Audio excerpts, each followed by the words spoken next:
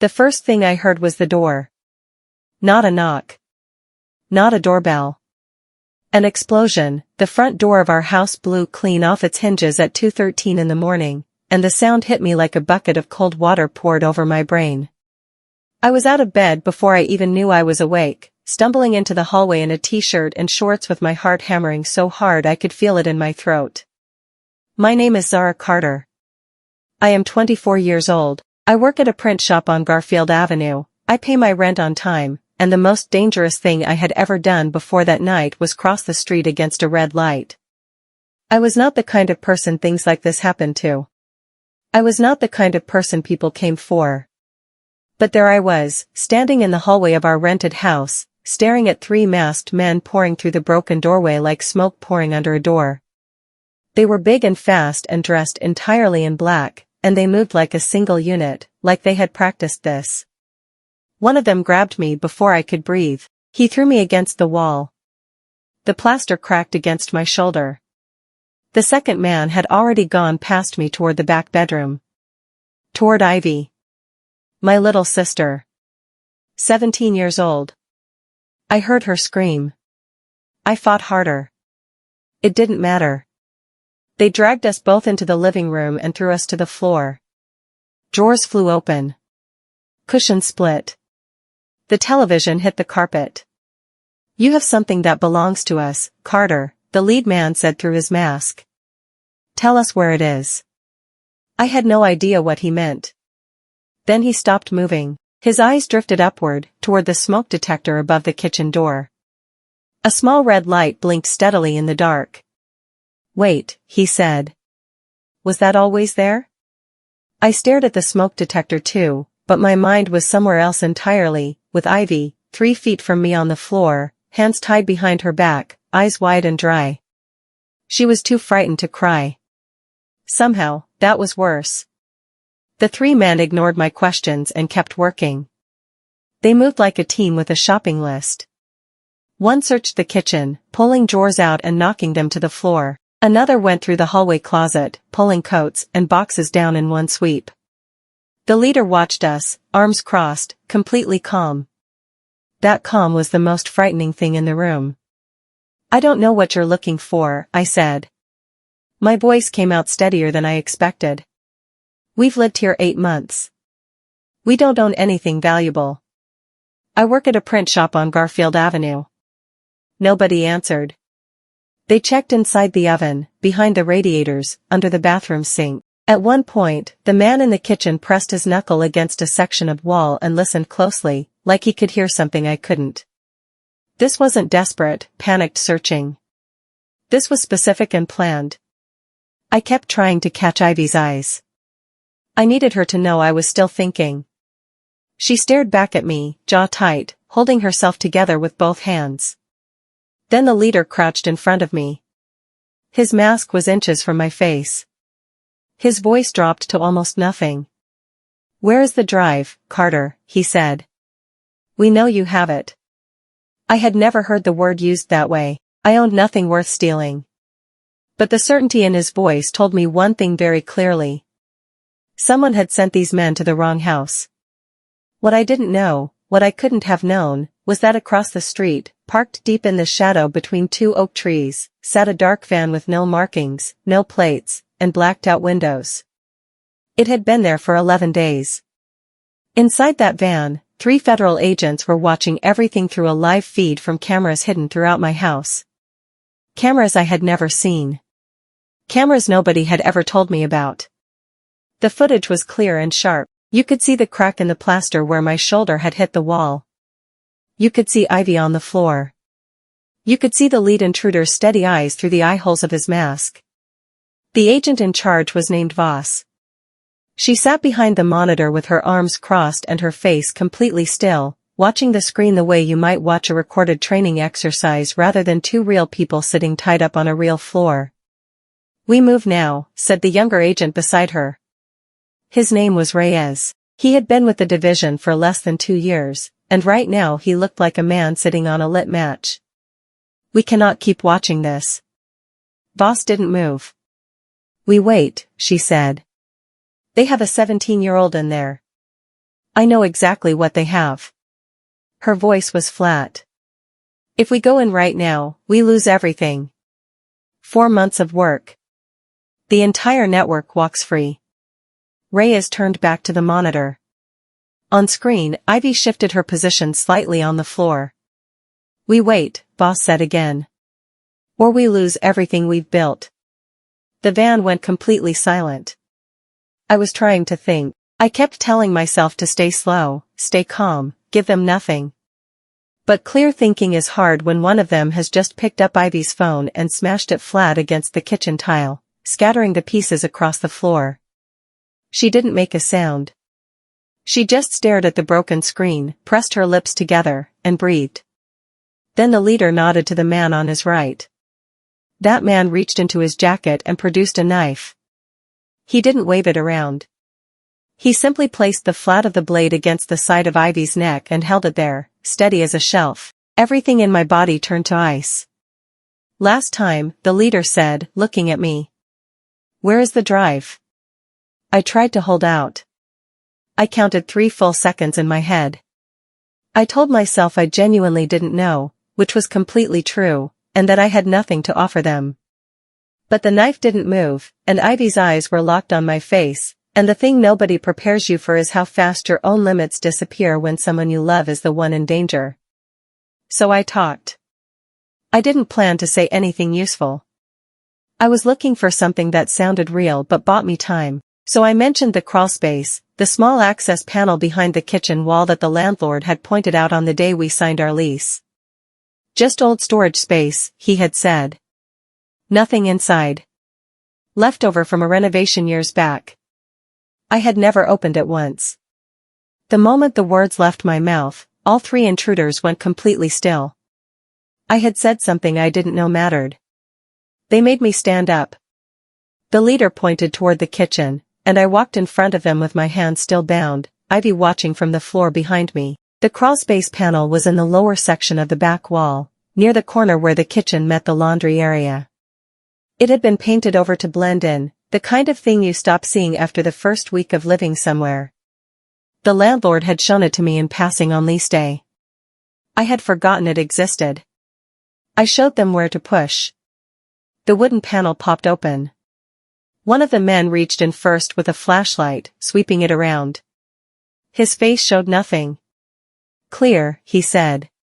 But the leader stepped forward himself. He reached past the man and pressed his open palm flat against the back wall of the crawlspace.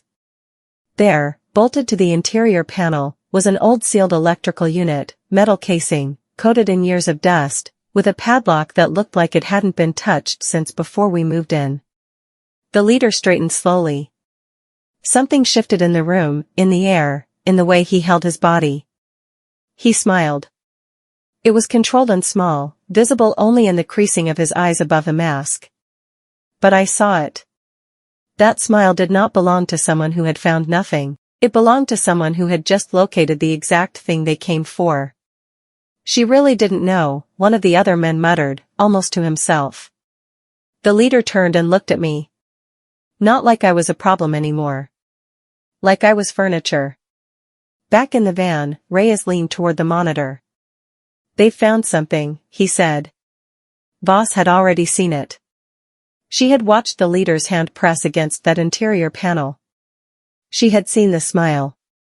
Pull up the previous tenant, she said to the third agent, a quiet man named Tate who sat at the far end of the van with a laptop on his knees. Tate typed. Data scrolled. William Pacer, Tate said. Rented the Garfield Avenue property for 11 months. Vacated 2 weeks before Carter moved in. Current location, unknown. Last confirmed sighting, 4 months ago. Boss exhaled through her nose. She had built this operation thread by thread over 4 months. Every piece of it ran through that house, not because of Zara Carter, but because of the man who had lived there before her.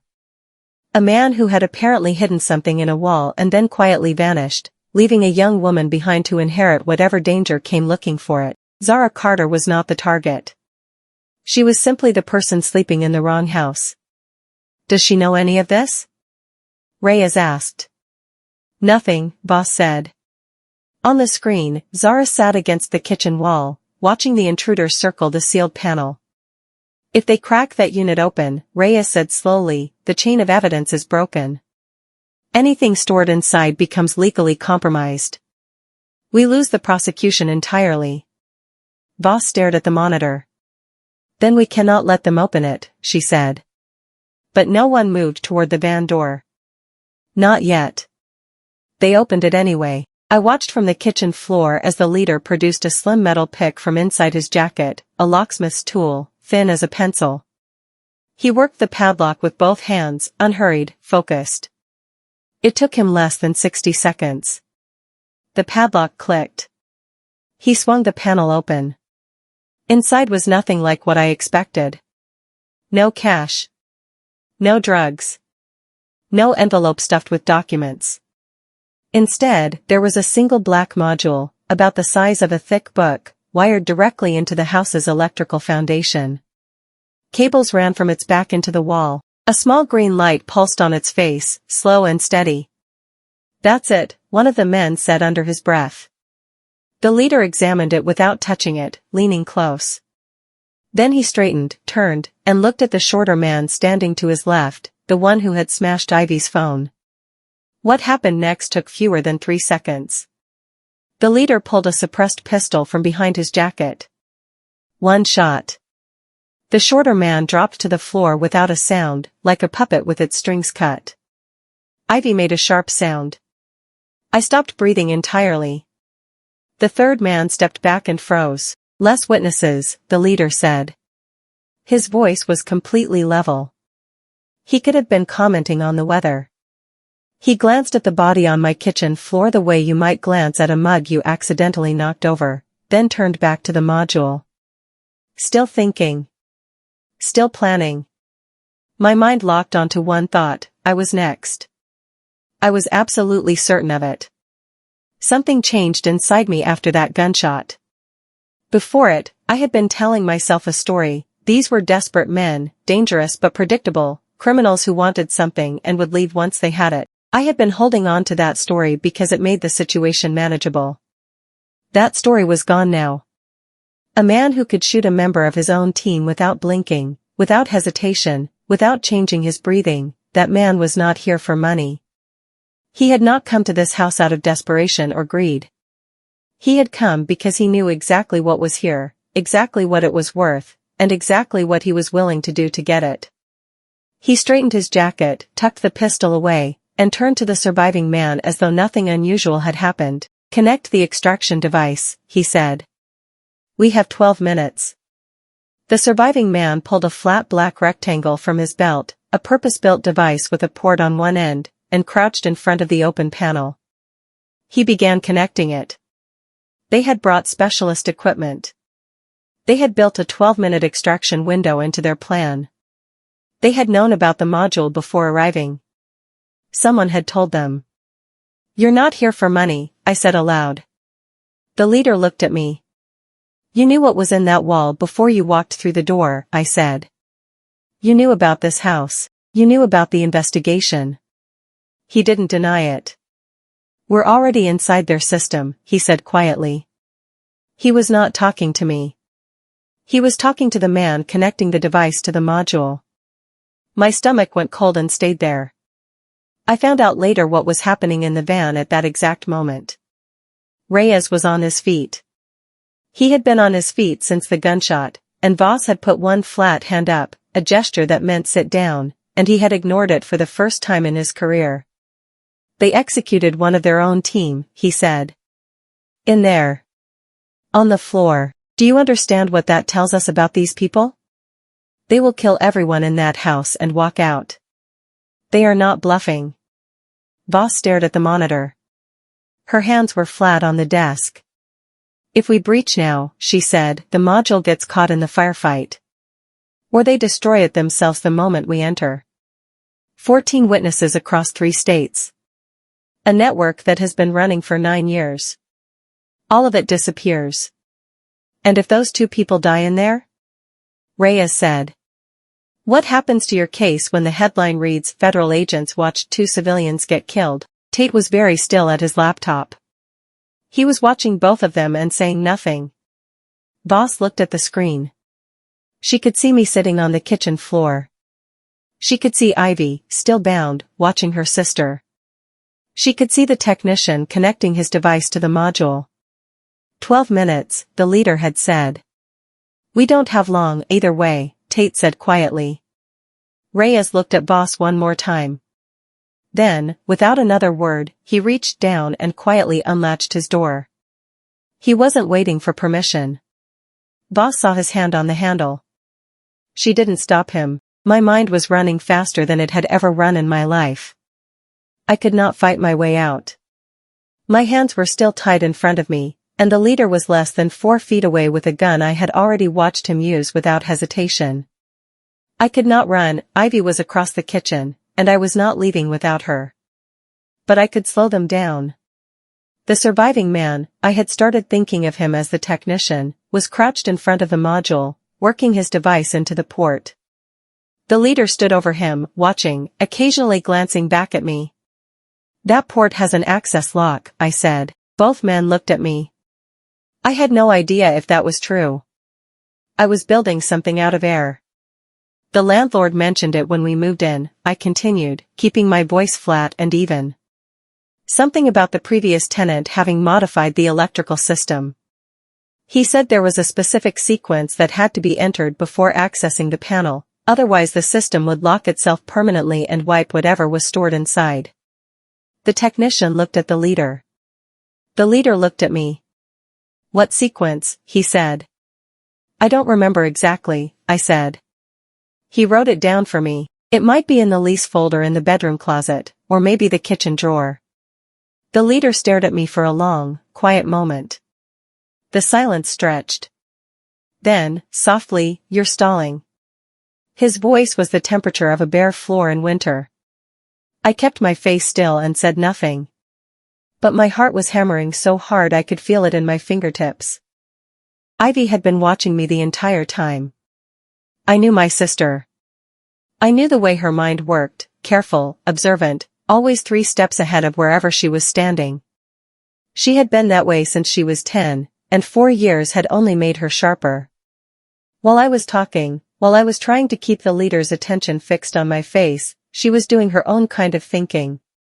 She told me later that she had found the floor panel 6 weeks before that night. She had been doing a deep clean, the kind where you move everything and get into the corners, when she noticed something in the floorboard near the far wall of the kitchen.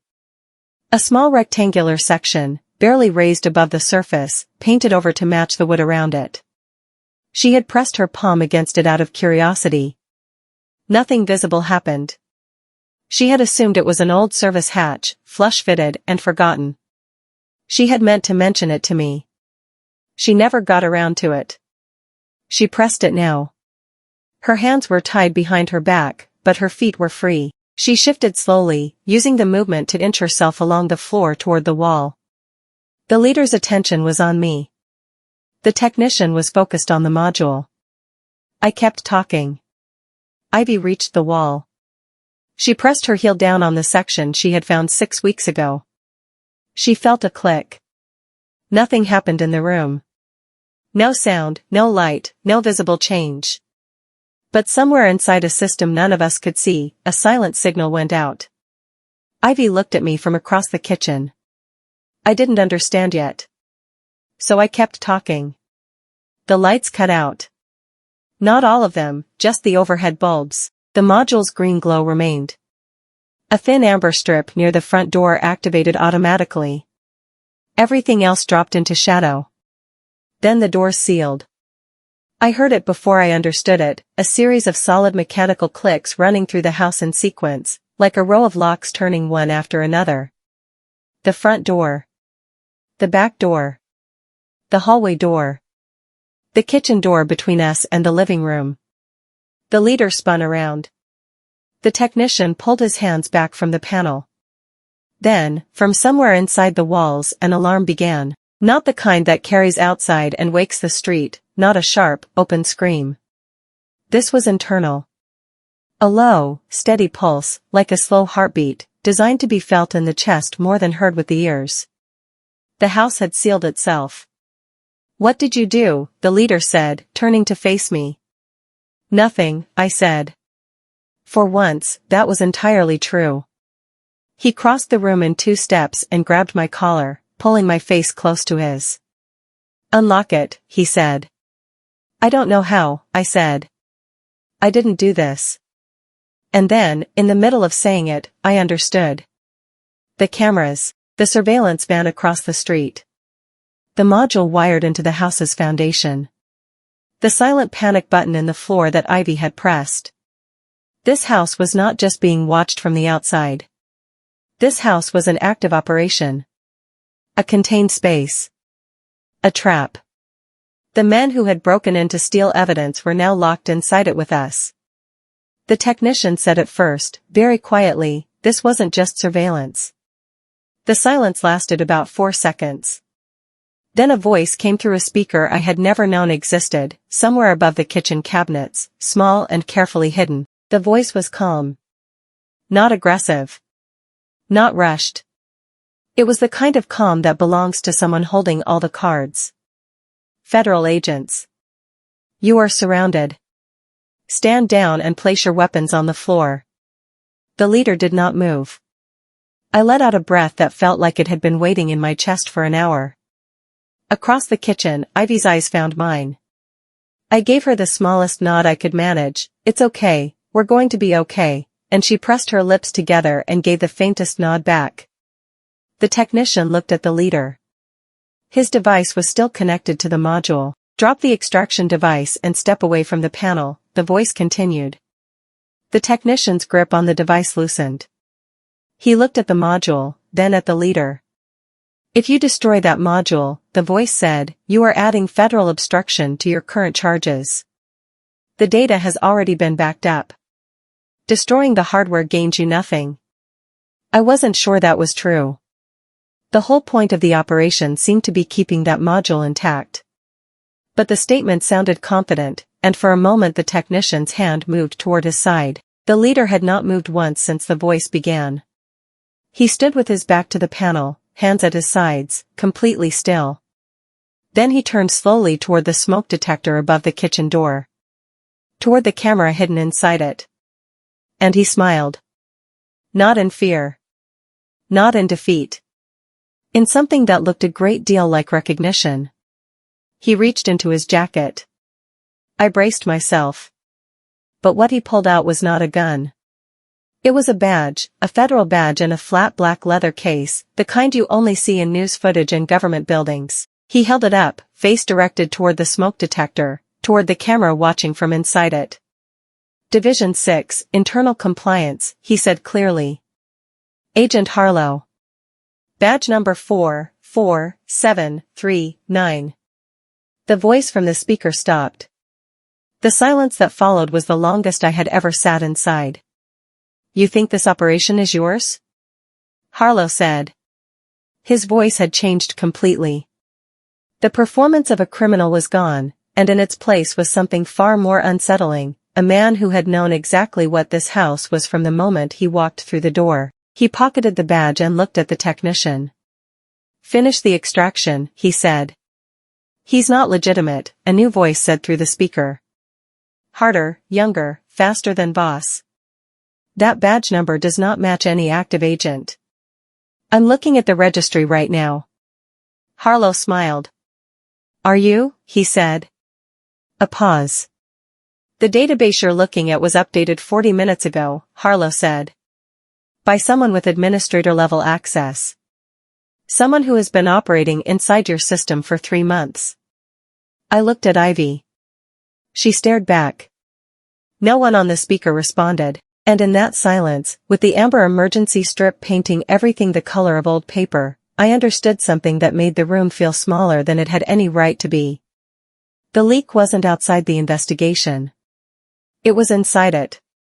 The next voice through the speaker was Boss. She had taken the headset from whoever had been speaking. Her voice was controlled, but something beneath it had shifted, the way a wall looks normal right up until you notice the crack running through it. Zara, she said, hearing my name spoken directly, out loud, through a speaker in my own kitchen ceiling, was one of the strangest sensations of my life. I need you to stay calm, she said. I've been remarkably calm, I said, for someone with a body on her kitchen floor. I know. I'm sorry for what you've been through tonight. Tell me what's happening. A pause. Your name appeared in our files 4 months ago. Not as a suspect, you were never a suspect. But the previous tenant of your property listed your name in a document we recovered. We don't yet fully understand why. What we do know is that your connection to this address made you visible to people we were tracking. Visible, I said. You were flagged as a potential lure. Someone calculated that if you were the visible resident at this address, the individuals we were investigating would eventually move on the property. I sat very still. So I was bait, I said. No answer. You placed my sister in this house, I said. Knowing people like this might come. And you said nothing to us. The silence on the speaker was its own answer. Then Harlow spoke, almost cheerfully, from across the room. She was never meant to survive this. I don't know how long I sat with those words. She was never meant to survive this. Harlow had said it like a footnote. A small logistical fact. The kind of thing that gets noted in a file and moved past. I had been placed here, moved into this house like a piece on a board, so that dangerous people would come to a specific address. And the plan, apparently, had allowed for the possibility that things might go wrong. That I might not make it out. I looked at Ivy. She was watching me the way she always watched me when she was waiting for me to work something out, not panicked, not falling apart, just steady and patient, like she already knew I would land on my feet. Something settled inside me. Whatever had been done to us, whatever game we had been placed into without our knowledge or consent, I was not going to sit on this kitchen floor and wait for it to play itself out. I had spent the last hour trying to stall and survive. That wasn't enough anymore. Ivy was here because of me. She had moved into this house because I had asked her to. She had been tied up on this floor and had a blade pressed to her neck because of something I had no connection to whatsoever. I made a decision. Not dramatically. Not out loud. Just a decision. Clear and quiet, the way the most important decisions actually are. I got to my feet. My hands were still bound. I looked at Harlow directly, across the kitchen, and I stepped toward him. Let her go, I said. Take me. Whatever you need. Let my sister walk out of here. Harlow studied me. I had expected him to laugh, or to raise the gun, or to simply turn away and keep talking to the speaker. Instead, he looked at me for a long, careful moment with something unreadable in his expression, not contempt, not amusement. Pure calculation. You'd offer yourself for a girl who didn't even tell you about the panic button, he said. She's my sister, I said. That's sentimental. It's the only thing I've got right now, I said. And it's enough. The room was quiet. The technician had stopped moving. Even he was watching. Ivy's eyes were on my back. I didn't look at her. I kept my focus on Harlow, because something deep in my instincts told me that this was the hinge of the whole situation. The moment everything either moved or stayed still. Whatever file they built on me, I said, whatever they told you I was, I am a 24-year-old woman who runs a print press on Garfield Avenue. I don't know Pacer. I don't know what's on that module. There is nothing in me worth using. Something shifted in Harlow's face. Quick and small, like a shadow passing over it. He took half a step toward me, not aggressive. Uncertain, like a detail wasn't adding up and he couldn't place why. You don't match the profile, he said, almost to himself. No, I said. I don't. And then we both heard it at the same time. From outside, from the direction of the oak trees and the dark van parked between them, the sound of fast, measured footsteps. Coming from every direction at once. The sealed front door shuddered in its frame. The door didn't hold long. Whatever had locked it from inside, the agents outside had the override. There was a sharp electronic beep, then the door opened fast and controlled, not kicked in, but driven, the way people move when they have done this many times before. Boss came in first. badge raised, weapon level, moving low and fast. Reyes was a step behind her. 2 more agents followed from the side entrance. Federal agents. Weapons down. Now. Everything happened inside 10 seconds. The technician dropped immediately. Hands up, knees on tile, before the sentence had finished leaving Boss's mouth. Whatever conviction had kept him connected to the module, it evaporated the moment the room filled with trained agents moving in controlled lines. Reyes went straight for Harlow. Harlow kept his hands raised and led with his badge, talking in a steady stream, agent identification, clearance level, Division 6, like a man checking into a hotel rather than being arrested at a crime scene. Reyes wasn't buying it. He moved Harlow backward against the wall and brought his hands behind him, but during those 10 seconds, inside the controlled noise of shouting and boots on tile and Ivy crying properly for the first time, I saw something. A door. Not the front door.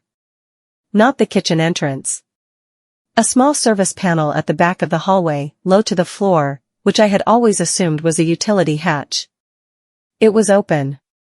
Just slightly. Enough for someone to have passed through.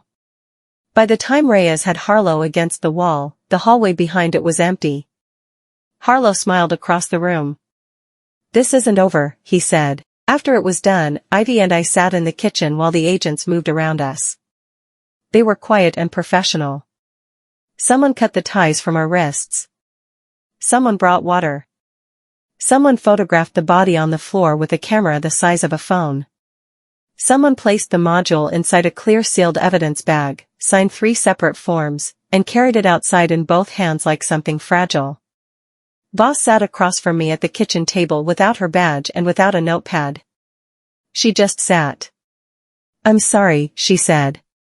"For which part?" I asked. She didn't answer that. "What was on the module?" I asked. "Transaction records. Internal communications. Network maps connecting a distribution operation to 3 separate government contractors. If the data is intact, we can dismantle something that has been running for 9 years. And Pacer?" I asked. "Still missing," she said. "He may have hidden the drive here knowing a federal investigation would eventually recover it. Or he panicked. We don't know." "Harlow got out," I said. Boss pressed her lips together. "We're aware," she said. "You're aware," I repeated. "We'll find him," Reyes said from the doorway. He was staring at the open service panel in the hallway, jaw tight. I looked around the wreckage of our home, split cushions, knocked over furniture, broken glass, a crack in the kitchen wall where my shoulder had hit it hours ago. "The data recovered tonight could protect a lot of people," Boss said quietly. "I need you to know that." I looked at Ivy. She was holding her water bottle with both hands, staring at the floor. I nodded once and said nothing. 3 days later, I received a text from an unknown number. No greeting. No name. Just a photograph. I recognized the type of street immediately, not because I had ever been there, but because of how the image was framed. The angle. The quiet residential road. 2 old oak trees pressing close on either side of the pavement, their branches touching overhead. Early morning. Almost no light. And standing in the middle of that pavement, looking directly at whoever had taken the photo, was Harlow. He was not hiding. He was not rushing. He stood with his hands in his jacket pockets, relaxed, like a man waiting for a bus he knew would arrive. A man who had slipped out of a sealed government operation through a forgotten service hatch and landed, somehow, completely on his feet. Below the photo, a single line, "Now you understand how this works." I sat with my phone in my hand for a long time. I thought about the module in its evidence bag, signed off and carried out of my house in careful hands. I thought about Boss saying 9 years. I thought about Ivy inching herself across the kitchen floor, pressing her heel against a panel she had discovered during an ordinary afternoon clean, and how that quiet, unplanned act was the thing that turned the whole night around. I thought about how completely I had not known what I was living inside. And how that ignorance had made me useful to people on both sides of a line I hadn't even known was drawn. Then I put my phone face down on the table, looked at Ivy, and said nothing.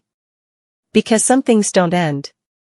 They just find a new house to move into. If this story had you gripping your seat from chapter 1 to the very last line, then you already know what to do. Hit the like button, share this with someone who loves a great thriller, and subscribe so you never miss what comes next. There's more coming, and you do not want to be the last one to find out.